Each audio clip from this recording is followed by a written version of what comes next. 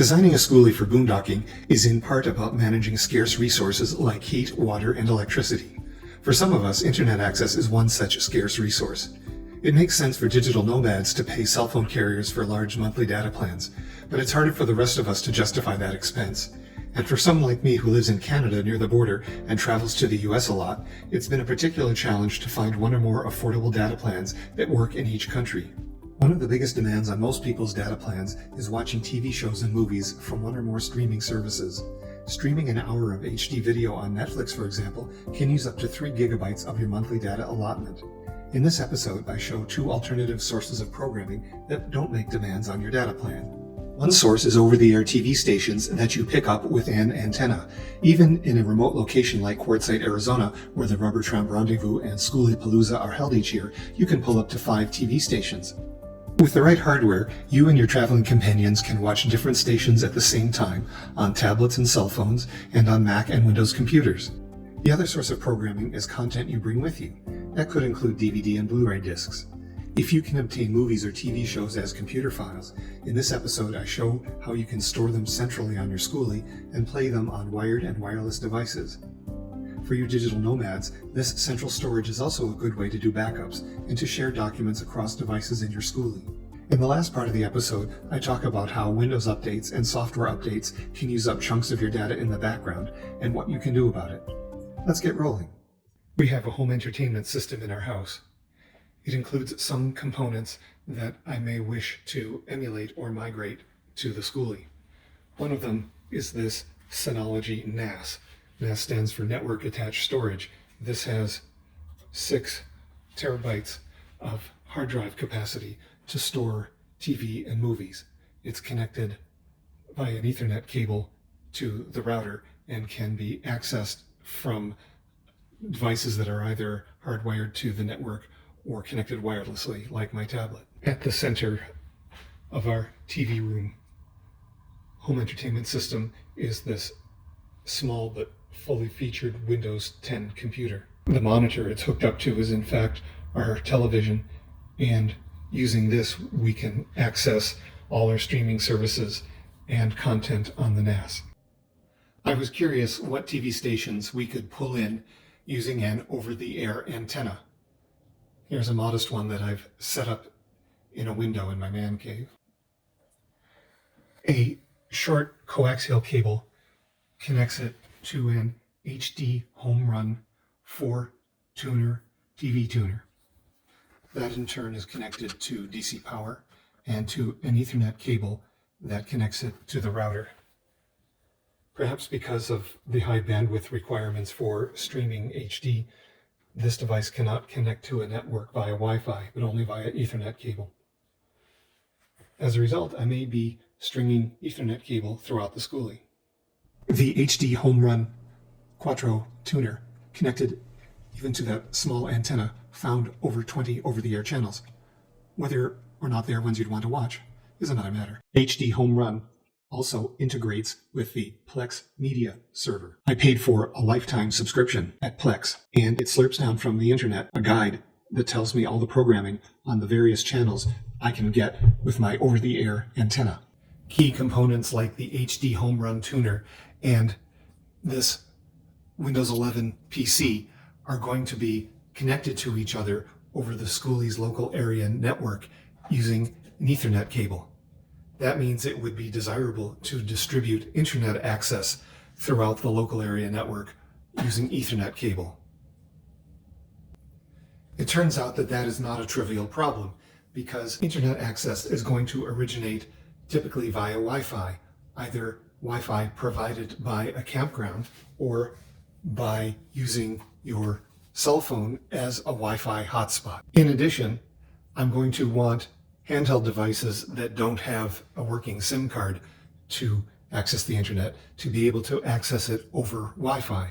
So I'm going to want to be able to distribute the internet access over both an Ethernet cable and Wi-Fi. So how am I going to pull that off?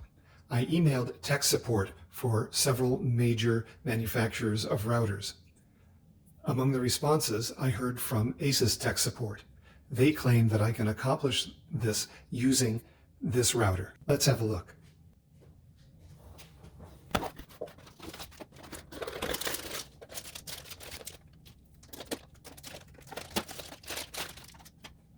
We see that the router has a port if you can provide internet access via an Ethernet cable, but we won't be able to do that. It, in addition, has some USB ports. They claim, and the user manual seems to support it, that I can plug one end of a USB cable into the back of the router. I plug the other end of the USB cable into a cell phone that has a working SIM card and can pull in internet over the cell phone network. I then set up the phone to work as a tethered hotspot, and the internet connection will come from this cable through to the router. Thereafter, I can plug an Ethernet cable into any one of these output ports to distribute internet via Ethernet cable to other devices. I can also connect devices like my tablet to the internet using the antenna, using Wi-Fi. It will also allow these devices to talk to each other. Here's a diagram of the setup I hope to create in the schoolie. Feel free to pause the video to study it. I've wired up all the components in my man cave for testing. Let's see if it works. Well, it's ungainly, but it's working. I've created a new local area network, completely independent of anything else going on in my house, much like the one I hope to create in the schoolie. The hub of it is this ASUS router. The source of internet connectivity is my cell phone connected to the TELUS network. And from the cell phone, we have a USB cable plugged into the back of the router. Coming out of the router are 3 Ethernet cables. The black one goes to this small Windows 11 Intel NUC. If I look at the control panel for the router, it says that the secondary WAN wide area network is connected, and it is connected via my Samsung Android phone. The white Ethernet cable is connected to the HD Home Run TV tuner and antenna. Because of that antenna, I can pull in all these stations. This is not relying on internet connectivity, not using up my data plan. The pink one goes to this larger Hades NUC, which is going to serve as the server in the schoolie. This Intel NUC computer has a terabyte of solid-state free space on the D drive. On the D drive, I have created a folder called _shared. I start with an underscore so it bubbles to the top of the list when it's sorted in alphabetical order. This folder is one I want to share around the local area network.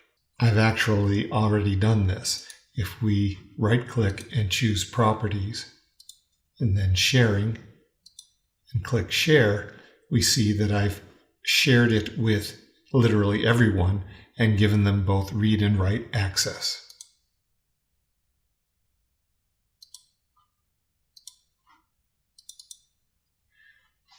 Inside I have a folder where I'll put movies and one where I'll put TV shows. I have 2 video files here. Any content in the shared folder residing on the other computer is accessible on this one. For example,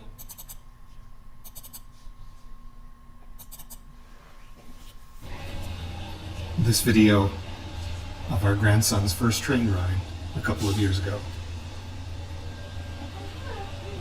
This second Windows PC is on the same local area network as the first one, and since I set the shared folder for sharing for everyone, I'm able to access it on this computer.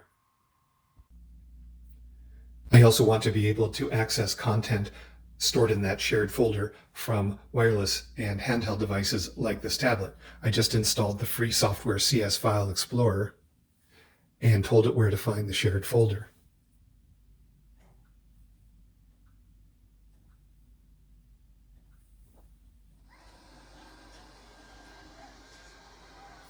Here's a note about data usage on Windows PCs. Unless you have a generous data plan, you'll want to think about ways in which Windows and Windows programs might be using your data in the background. A Windows 10 feature update can be about 3 gigabytes. Apparently Windows 11 updates are 40% smaller, but that's still a lot. Let's look at the settings on this Windows 11 PC that let you manage Windows updates. Go to the Windows Start button, Settings, Windows Update, and click on Advanced Options. If you're able to grab updates over a free Wi-Fi connection, then I'd leave the settings Download Updates over Metered Connections turned off. There are other settings under Delivery Optimization that I'll leave you to explore yourself. A metered connection is a cellular data, Wi-Fi, or Ethernet connection that Windows knows to use sparingly because the provider is counting all the data you use and may charge you if you go over your allotment. Below, I've linked to a Microsoft article on the topic. It says in part, a metered network connection will try to control and reduce data usage on the network, so some apps might work differently on a metered connection. Also, some updates for Windows won't be installed automatically. If your Windows PC has a SIM card in it to use cellular data, by default, Windows sets it as a metered connection. But if you connect your PC to a mobile hotspot over Wi-Fi, Windows sees it as a Wi-Fi connection. Those are not set to metered by default. The article shows you how you can set a Wi-Fi connection as metered. If you use a setup like the one I've shown in this video, your PC may be getting cellular data over an Ethernet cable. In Windows 10, to designate an Ethernet connection as a metered connection, go to the Windows Start button, Settings, Network and Intranet, and under Ethernet choose Properties, and then enable Set as a metered connection. To set an Ethernet connection as metered in Windows 11, go to the Windows Start button, Settings, Network and Intranet, Ethernet, and enable metered connection. If you check your emails in the cloud, as with Gmail, you can choose not to download large attachments over a metered connection. But email software like Outlook by default downloads all attachments. Below, I've linked to an article that shows how to tweak Outlook to download only email headers when there is a large attachment. Other apps you use may let you choose whether to download updates automatically. For an example, see Adobe Creative Cloud Desktop. Go to File menu, Preferences, Apps.